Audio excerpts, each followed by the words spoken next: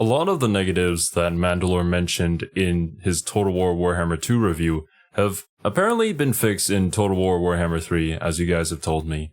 But I'm thinking of working my way up just to see like the journey and the progress of the game, like going through all the DLCs and then ending on his Total War Warhammer 3 review. So that's the current plan.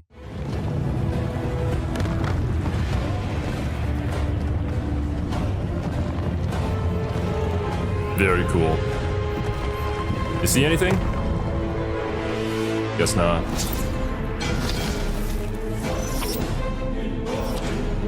Well, it finally happened. Instead of talking about something 5 or 20 years after it's out, I'm talking about something early. Luckily, the last video gave me some official legitimacy. So I have a review copy for the new DLC. I'll talk about the free stuff they added in too, because why not? This will be the last of Warhammer for a while because I have a lot more to do. Okay, let's get into it. About that. And surprise good news, the nuclear bloom for Warhammer 1 characters is gone. This had been a problem since launch, so I figured it would never go away at this point. They're definitely not fixed up completely, but someone's working on it now.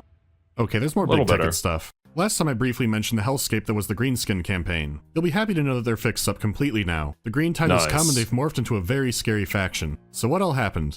The old nonsensical tech tree has been thrown into the garbage with the Beastmen. Now we're in the future. The future of big thinking. No units are restricted by tech anymore. All the Greenskin stuff is fast to research now. Instead, some technology is gated off by money, but it's near instant. So you're rewarded by smashing things up and getting more money, but there's more. Other tech is restricted by a new resource called scrap. These are the swords, armor, and heroin needles that orcs find after combat. There are a few ways to get more, but most involve violence. Once again, encouraging non-consensual property alterations. Yeah. I mean, with a faction like that, you would want to encourage, with your game mechanics, a play style of constantly being at war, constantly going to battles, and probably just raiding provinces and the like. That's what I imagine like an orc campaign would be like. Scrap also has a more fun use. With it, you can choose between troop upgrades. Each unit can only get one. This allows you to further customize and specialize an army, and there are all kinds of things to upgrade. A few will depend on your legendary lord, so this makes the Greenskin armies even more different. But wait, we're not done yet. All Greenskins now have a WoW army ability, and it's based off their legendary lord as well. This means that your lord goes and the boys fight harder for a brief time. Oh my god. That might not have been the right sound. You can reuse it too, as long as you keep the fighting going. Once again, different lords can give different bonuses. However, there's still the campaign WoW as well. Remember the awkward fightiness mechanic? The one that rewarded you with a WoW army that would just follow your main army around like a little brother? This was also reworked, more like remade. It's now a meter across the entire faction. The more ruckus you cause, the better the reward. When it's filled up, you can then target an enemy capital for the big WoW. This is dedicated to either Mork or Gork. Mork or Gork? Cunningly brutal or brutally cunning?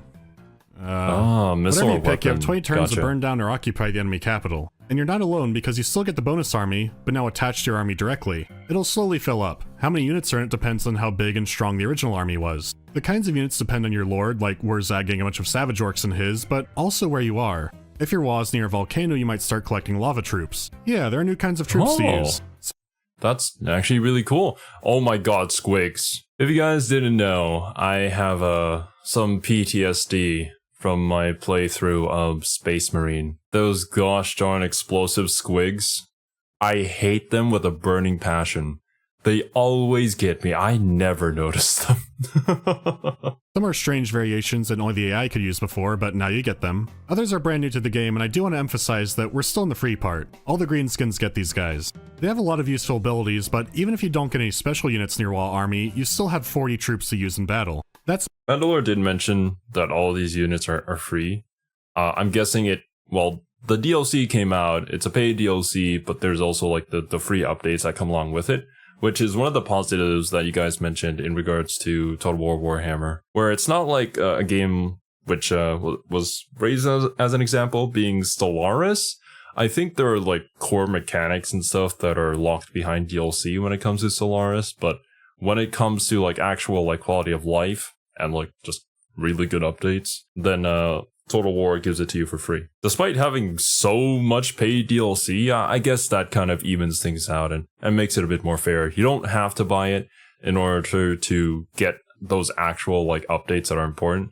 You only buy it if you want to play the faction, at least from my understanding. Massive and not easy for everyone to control. Fortunately, the AI can now control your reinforcement armies, and this doesn't just go for the WoW armies, but for every faction. So you're free to just sit back while the expendables go and soften up the enemy for your main forces. So now there's no downside to just throwing orcs at the enemy until they die. Did I mention every single army you have gets the Wa army? Like, across the faction? That is a biblical amount of green. Success has a lot of rewards to it. You'll get scrap and special new units to recruit. The grand prize is a trophy that buffs up the whole faction. The deadlier the enemy, the bigger the trophy. You're finally rewarded for sending elves and scalies to the fiery pits of hell. All the greenskin lords have been reworked, and each of their armies now has the potential to be absolutely horrifying in combat. Good old Azag has taken a move. Now he starts up north with his own faction, Red Eye Mount. It's okay, I can do it. Last time I complained Grimgor wasn't big and scary enough, and that was taken literally. He's been drinking his milk, or maybe racehorse roids. He's been given many new abilities and can reliably murder enemy lords now. I wonder if, well, I would assume so, that potentially some of the devs saw Mandalore's video on the game and used some of his points to actually improve upon it, which is very, very nice. Although I don't know if there's ever been any confirmation of that. But certainly whatever discussion that video created would certainly, at the very least, reach the devs' ears, right? If they're listening to their community. So Grimgor is finally the big mean orc he should have been. Back in the campaign map, there's been a bit of remixing in the Badlands. Some visuals were reworked, they added new locations like the Marshes of Madness with vampires and new Skaven to fight to break things up. Carrick 8 Peaks has 10 slots, making it a better prize. Relatively minor stuff, but very effective. They even gave orcs the Norscan Confederation mechanic, which I always thought was very orky anyways. If you crump the big orc, you get all his stuff. That's how things should work. There's even more minor things I could touch on, but you get the idea. This is mission accomplished. A month or so ago I absolutely hated playing greenskins, but this time around it was kind of hard to pull away from them. That said, I do still see some minor issues. The scrap mechanic is very welcome. It would be nice if it was given as a reward for some of the older quest battles as well, or some random missions in general. The lava spiders are neat, but I do wish the platforms and goblins on top of them were a different texture. Like the platform could be metallic or a charred black color. I don't know, it just looks a bit off to me. Have some fire kobolds on there, which are just orange patchy goblins. I don't know, it's been a while. I don't know, I don't think this was canon. I don't think this is canon at all, but orange goblins would be fun. I see.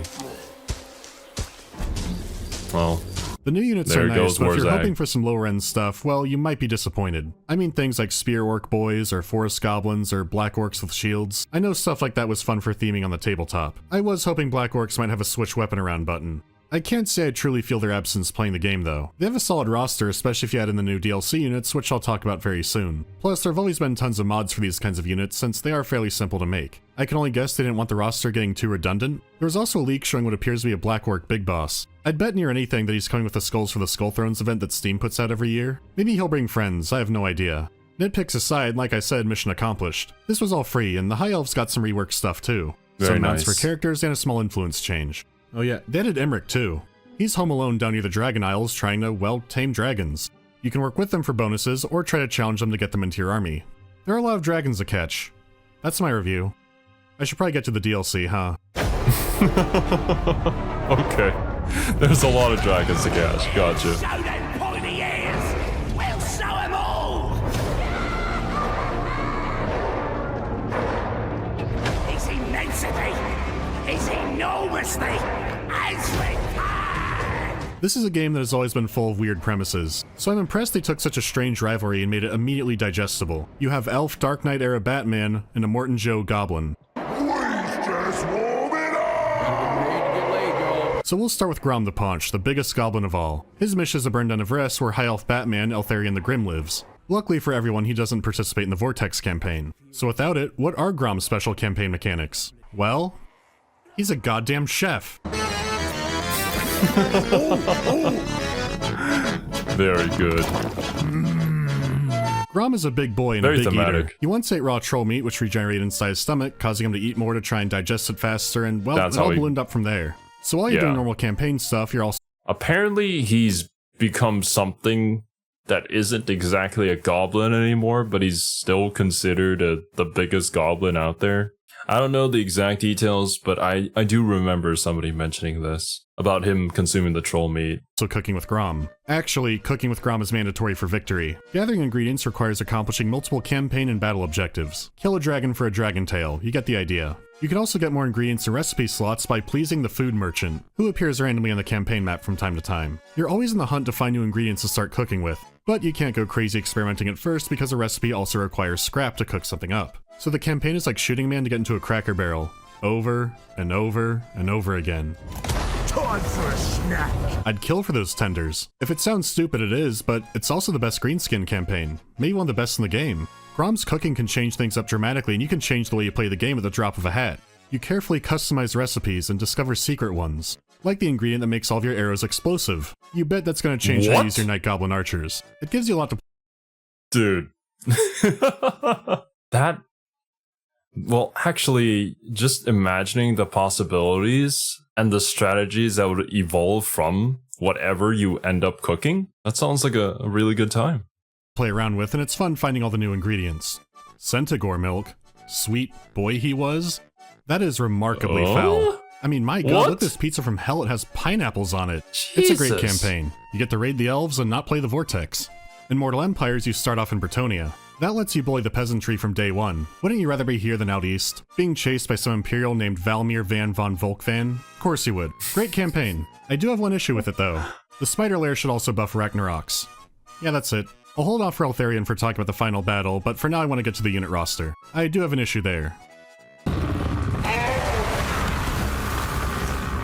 The Rogue Idols are the big centerpiece unit and have some of the coolest animations in the game. Okay. It's the Will of Orc gods made manifest, meaning it's a big rock that smashes things. They are very cool. You know how Atlantis has those stone guardians that protect the ancient sunken city of wonders? Well, Rogue Idols are kind of like that, but they protect a neighborhood where you got your hubcaps stolen. They are absurdly slow, but monstrously tanky. The more damage they take, the more violent they get. They can even smash down city walls. They're just that strong. There are 3 variants of Snotling pump wagons, 4 including the Regiment of Renown. These are your fast-moving, wildly unpredictable charging units. They can punch far above their weight with the right positioning and throw units all over if that doesn't work. They're another solid addition to the roster and a blast to play with. Also just fun to watch doing their thing. On the troll side of things, a River Troll Hag hero was added. She's also good, as it's useful to have a tanky Lore of Death caster around. Now normally I never recruit trolls when playing greenskins, but they added 2 more that are worth your time. I adore the Lore, when it's referring to magic, is just the type of magic, right? So Lore of Death might relate to, I guess, debuffs, or maybe some sort of a shadowy kind of magic, or maybe just, you know, instant death. That would be pretty useful. River Troll models. They look like gremlins who did that one thing they did in Space Jam. They smell so horrible that they debuff enemy units, and they're great fighters in water. They don't run away nearly as often as normal trolls either, so they'll stay in the line a good while.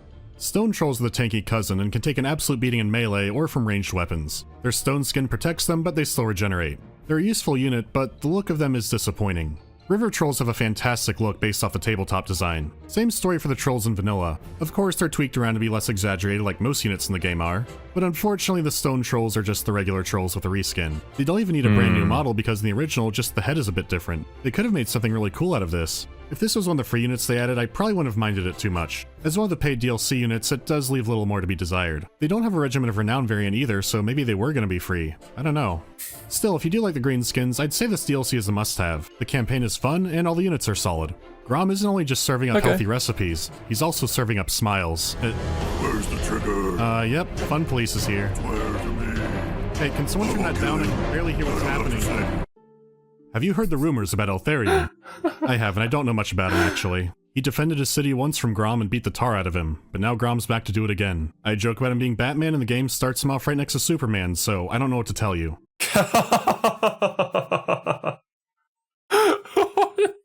What are the odds? I'll try to hold it in. Eltharion's campaign goal is defending the city of Tor of Res. The greenskins are already relentless, and there are plenty of other evil creatures out to burn it to the ground. The city is unlike any in the world with its core of special units and defenses. It can spread a mist that harms its enemies and helps its allies.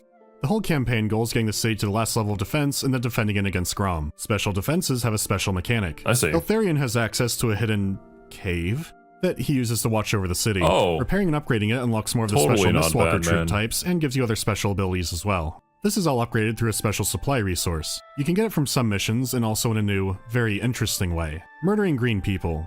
But not just that. In battle, his army has a special cage ability. It heavily debuffs an enemy lord for a while, and if he dies under this effect, he doesn't really die, he gets captured. From here you can indoctrinate them and they'll get bonuses with an enemy faction. At the same time you could forego that and just execute them outright. Either way, you'll get some supplies. Oh, that's a pretty cool mechanic.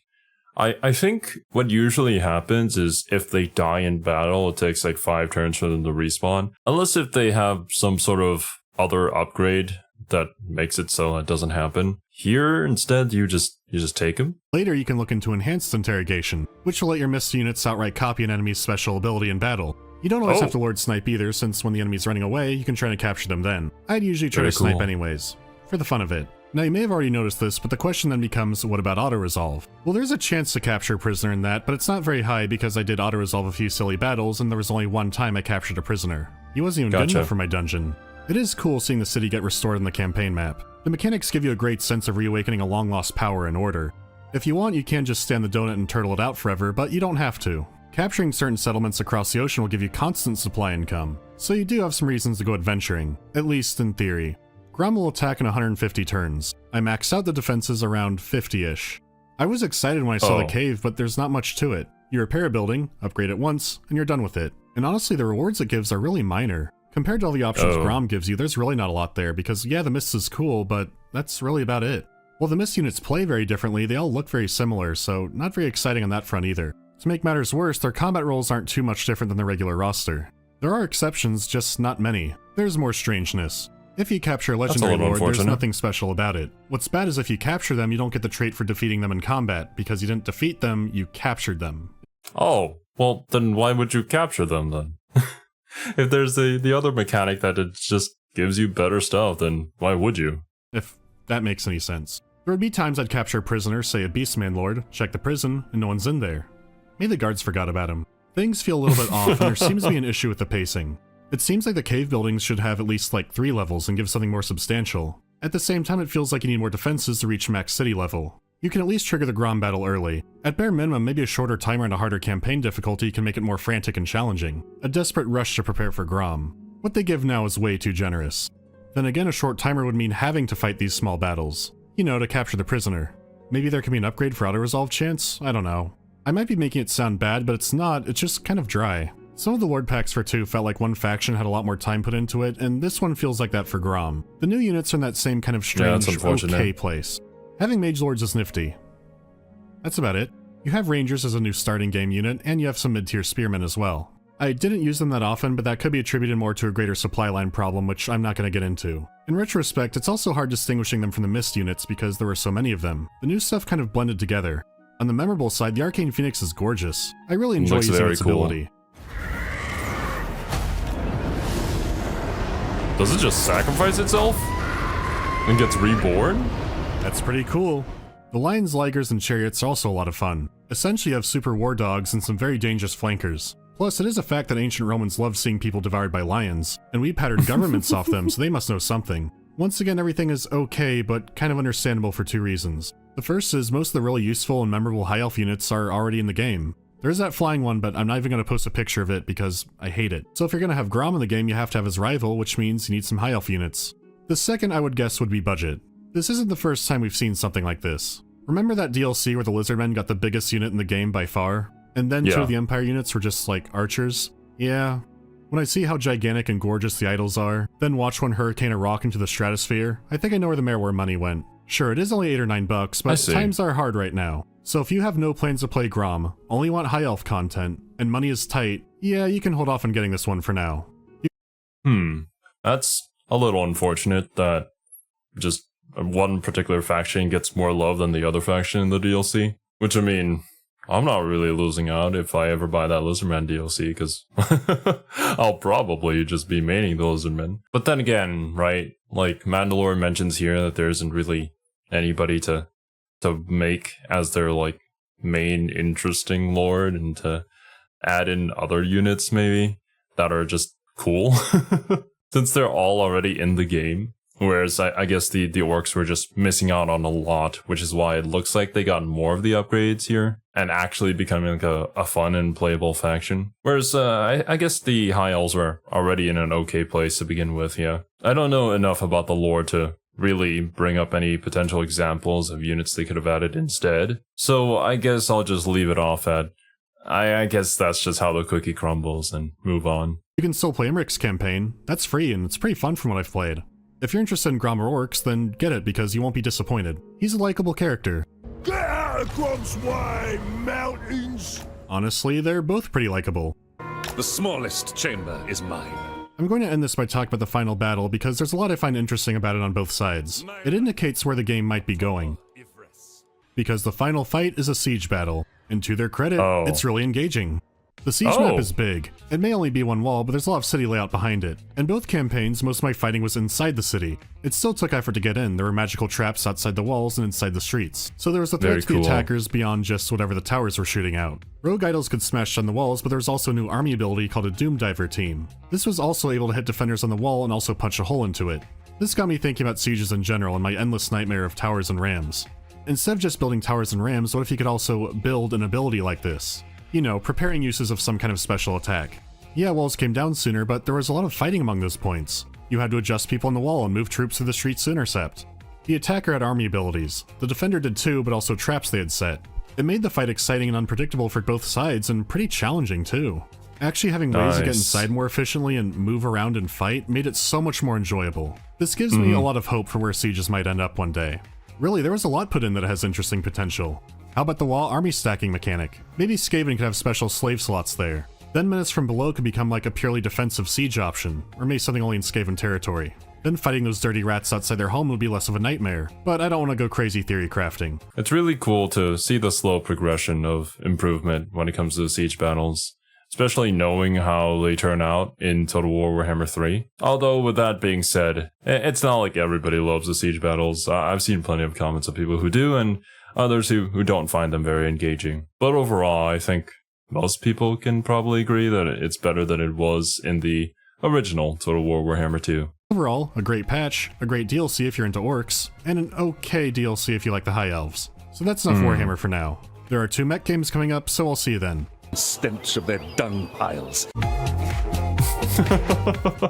I don't know if Mandalore's video on Total War Warhammer 3 covers any of the DLCs, so I guess I'll rely on you guys then to let me know if any of the DLCs for Warhammer 3 also suffer from a similar problem as this, where just one faction clearly gets the better units and the other one just kind of meh. I would hope not, but there are very few game companies you can trust to release a good product nowadays.